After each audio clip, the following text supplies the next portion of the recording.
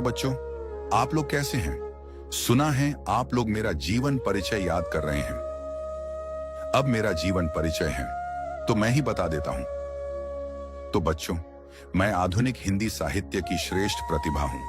द्विवेदी युग का मैंने स्थूल और इतिवृत्तात्मक कविता धारा को सूक्ष्म भाव, सौंदर्य एवं रमणीयता से परिपूर्ण कर मैंने नव युग का सूत्रपात किया। मैं छायावाद का प्रवर्तक, उपन्यास तथा प्रतिनिधि कवि होने के साथ ही नाटककार एवं कहानीकार भी था। अब मैं आपको बताता हूं मेरा जन्म कब और कैसे हुआ। तो बच्चों, मेरा जन्म 30 जनवरी 1889 में काशी के सुंघनी साहू नामक एक प्रसिद्ध वैश्य परिवार में हुआ था। मेरे पिता का नाम देवी प्रसाद और मेरी माता का नाम मुन्नी देवी था। मेरे पिता तंबाकू के प्रसिद्ध व्यापारी थे, लेकिन मैं जब 12 वर्ष का था तभी मेरे पिताजी की मृत्यु हो गई। मुझे बहुत दुख हुआ, लेकिन कुछ ही वर्ष बाद मेरी माता और मेरा भाई का भी देहांत हो गया, जिससे मेरे जीवन में बहुत दुखी था। अब मेरे घर का सारा कार्यभार मेरे कंधों पर आ गया। इसी कारण मैंने केवल 8वीं तक ही पढ़ाई कर पाया और बाकी की पढ़ाई मैंने स्वयं से ही घर पर किया।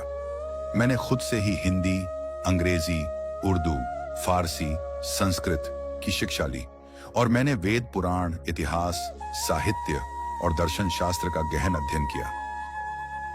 मेरे जीवन में मैंने 3 शादियां की, मगर मेरे तीनों पत्नियों की अकारण ही मृत्यु हो गई। मैंने अपने जीवन में बहुत कठिन परेशानियों का सामना किया। इन सब के बावजूद भी मैं छायावादी युग के प्रमुख कवियों में से एक था। मैंने अपने जीवन में कभी हार नहीं मानी। और बच्चों, आप भी कभी हार मत मानना और हर परिस्थितियों का सामना करना। मैंने भी ऐसा ही किया। सारी परिस्थितियों को मात देकर मैंने चित्रधारा, कानन कुसुम, झरना, लहर, प्रेम पथिक, आंसू, कमायानी आदि मेरी प्रमुख काव्य कृति हैं। मेरी कमायानी हिंदी काव्य का गौरव ग्रंथ है। राजश्री, विशाख, जन्मेजय का नाग यज्ञ, अजात शत्रु, चंद्रगुप्त, स्कंदगुप्त, ध्रुव स्वामिनी आदि मेरे उत्कृष्ट नाटक हैं। मैंने अनेक कहानी संग्रह, कई उपन्यास तथा निबंधों की रचना कर प्रतिभा का प्रसाद हिंदी को प्रदान किया।